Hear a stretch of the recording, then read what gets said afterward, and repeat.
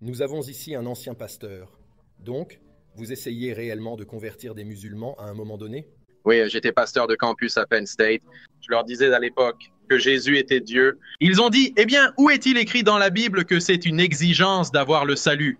La Bible est en réalité composée de lettres anonymes. C'est vrai que ce que Jésus a enseigné est en fait différent de celui de Paul. Jésus dit d'adorer Allah, d'adorer Dieu.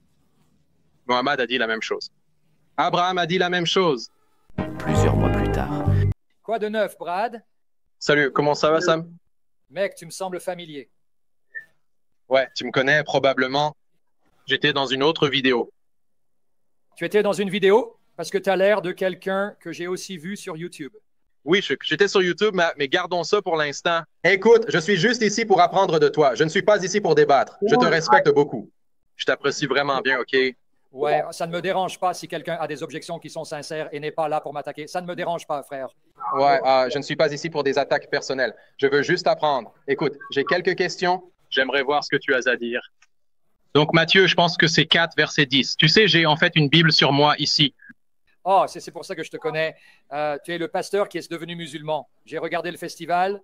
Je te connais, mec. J'ai en fait essayé de te contacter, mec. Oh, tu l'as fait? OK, ouais. C'est pour ça que tu me sembles familier. Je te reconnais. Tu es le gars. Ouais. Mec, c'est bon de t'avoir, mec. J'apprécie vraiment ça. Je me sens honoré de te parler. Je veux vraiment que tu le saches. Ouais, t'inquiète pas, mec. Je ne suis pas tout ça. Mais oui, mais tu sais, tu avais raison. C'est ça un peu bizarre comment tu as dit ça parce que je me suis un peu trompé dans mes dates. J'ai dit 2000-2008, mais en réalité, c'était plutôt 2005. Et à ce moment-là, j'étais en fait chrétien juste depuis 3 ans. Donc, tu avais raison à ce sujet. Je n'étais pas bien formé. J'étais littéralement tout nouveau. Mais ce qui a étonné les gens, c'est que j'étais tellement passionné, je menais beaucoup de gens à Christ et tout ça. Et c'était tout. Je répondrai à toutes tes questions. Mais après avoir terminé, je veux savoir, et je ne te mets pas sur la sellette, je veux répondre à tes questions sur le christianisme. Mais je pense que tu t'es précipité en devenant musulman, tu ne connaissais pas l'islam, et tu es tombé dans le discours officiel. Jacques et Jude n'appellent pas Jésus Dieu. Tu veux parier qu'ils le font? Je ne veux pas parier. Et qui renie notre seul maître et Seigneur Jésus-Christ. Jude 1, verset 4. Comment peut-il être musulman alors qu'il dit que Jésus est ton seul Seigneur et maître au ciel? Ok, tu sais quoi? Oh, mais le verset 5 va être un peu plus difficile pour toi, frère. Lis le verset 5. Je veux vous rappeler, à vous qui savez fort bien toutes ces choses, que le Seigneur, après avoir sauvé le peuple et l'avoir tiré du pays d'Égypte, fit ensuite périr les incrédules. Tu sais comment lire le contexte et tu sais comment identifier l'antécédent le plus proche du mot Seigneur. Dans le contexte, qui est le Seigneur qu'il vient de mentionner? Ok, je vois, je dois regarder le verset précédent. Donc le Seigneur Jésus-Christ. Donc s'il est le seul Seigneur, alors qui est-ce le Seigneur qu'il mentionne au verset 5? Donc il dit que le feu dans le nuage était en gros Jésus. Ah oui, et il est d'accord avec Paul. Et laisse-moi te donner une preuve supplémentaire. Savais-tu que les plus anciennes copies grecques de Jude ont le mot Jésus au lieu de Seigneur au verset 5? C'est pourquoi tu as une note de bas de page dans ta traduction NSV. Tu as une note, je ne sais pas si tu en as. Ouais, je vois un C à côté de Seigneur. Ah, mec, j'ai besoin de mes lunettes. Cela devrait te dire Jésus, car les premières copies de Jude mentionnent Jésus. En fait, savais-tu ce que dit la copie la plus ancienne? Et j'ai la documentation, je vais te la donner. Oui, je vois ça. Il a dit que 2 manuscrits anciens mentionnent Jésus. C'est ce qui est écrit. Oui. Et puis, non seulement cela, savais-tu que la plus ancienne copie de Jude, la copie la plus ancienne est SP 72. Elle lit en fait Dieu Christ, Théos Christos, le Dieu Christ les a délivrés et les a punis. Ainsi, toutes les copies et les différentes lectures qui ont émergé parce que les scribes font des erreurs, et c'est la même chose avec le Coran, vous montrent que le contexte appelle Jésus ce Seigneur, ce Dieu qui était là à l'époque de Moïse. Si tu veux que je te montre où Jésus affirme être Dieu, selon l'édition Red Letter, c'est très facile. Par exemple, je veux que tu essaies de réconcilier pour moi les paroles en rouge de Jésus lorsque Jésus fait des affirmations que même le Coran affirme que seul Allah peut faire. Par exemple, dans Jean 5, verset 21, Jésus dit « Tout comme le Père donne la vie et ressuscite les morts, ainsi le Fils donnera la vie à qui il veut. » Je veux que tu le regardes pour que tu ne penses pas que j'invente. Jean 5, verset 21. Oui, je suis juste là. Oui, car tout comme le Père ressuscite les morts et leur donne la vie, de même le Fils donne aussi la vie à qui il veut. Et puis, au verset 25, qui est une déclaration très puissante, il dit « En vérité, je vous le dis, l'heure vient et elle est maintenant venue où les morts entendront la voix du Fils de Dieu et ceux qui l'entendront vivront. Oui? Oui. Ok, alors Jésus a dit, quelle voix vont-ils entendre? Le Fils de Dieu, c'est le sien. Mais ensuite, dans 20 et 29, il dit que l'heure vient où tous ceux qui sont dans leur tombe entendront sa voix et sortiront. Ainsi, tu vois Jésus affirmer qu'au dernier jour, Yomul Kiyama, il ressuscitera physiquement les morts de leur tombe, tant les justes que les méchants, par sa voix. OK, je comprends. Mais j'ai une question au verset 29. Oui. Et nous ferons sortir ceux qui ont fait de bonnes actions pour une résurrection de vie, ceux qui ont commis de mauvaises actions pour une résurrection de jugement. Mais comment c'est une expiation si elle est basée sur votre jugement, sur vos actes? C'est très facile. Pourquoi pas? Je vais répondre à cela maintenant, mais je veux en venir au fait, mais très facilement. Qui penses-tu rend tes actions honorables et acceptables devant Dieu? Afin de mériter une récompense? Eh bien, Dieu doit les considérer et t'accorder la grâce et la miséricorde. Bismillah. Non, c'est le sang de Jésus. Tu ne vas pas à l'islam, tu vas dans la Bible. Peux-tu me montrer Bismillah, Rahman Rahim dans la Bible?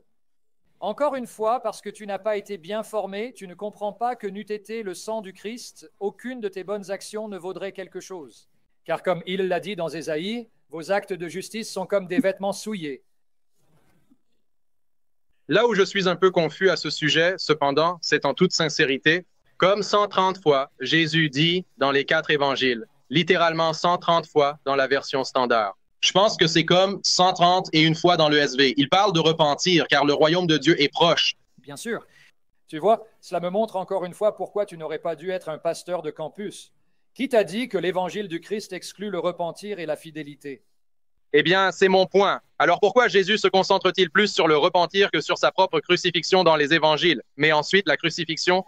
Tu dis qu'il doit le dire plusieurs fois pour que ce soit vrai, donc les fois où il le dit, on l'ignore? Eh bien, non, mais cela montre une emphase.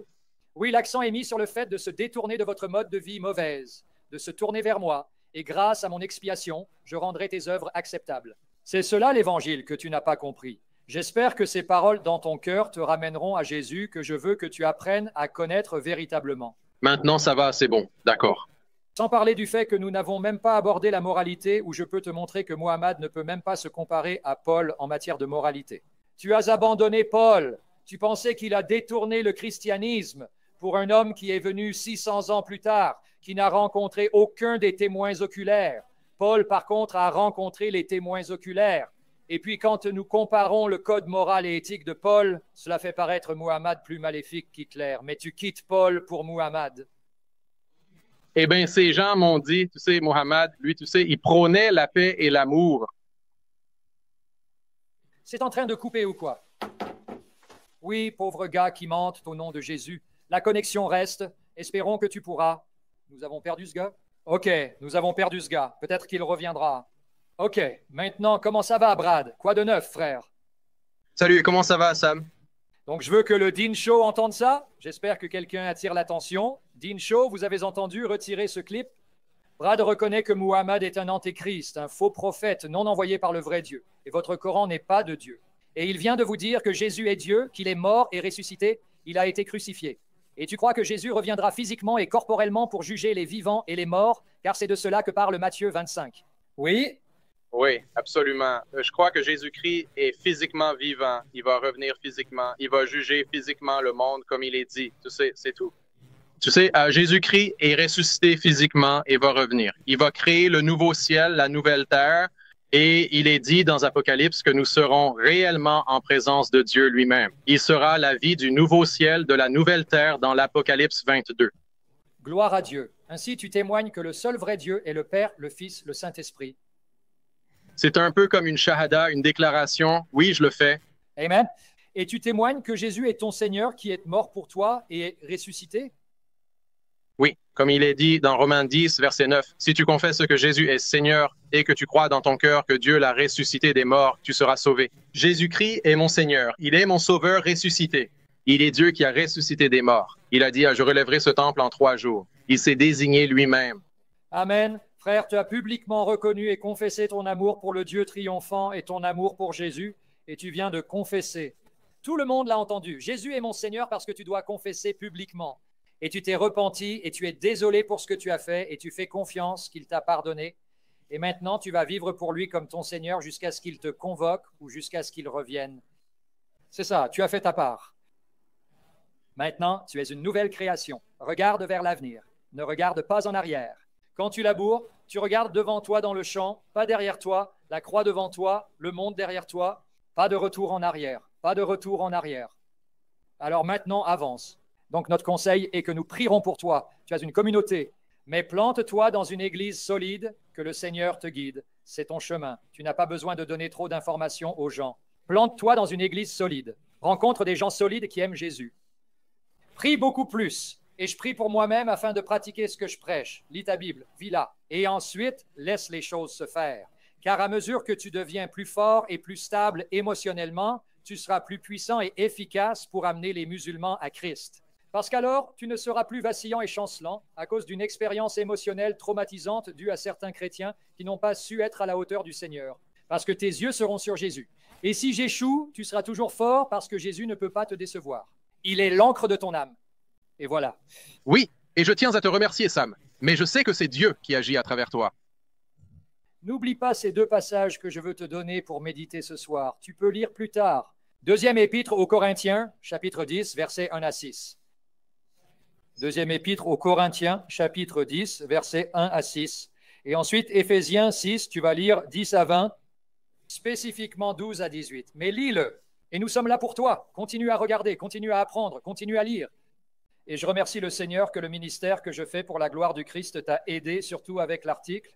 Alors continue de grandir, frère, et je suis là chaque fois que tu as besoin de quelque chose. Merci, je l'apprécie. Nous t'aimons, frère. Que le Seigneur te bénisse et te garde. Merci, mec. Amen, Sam.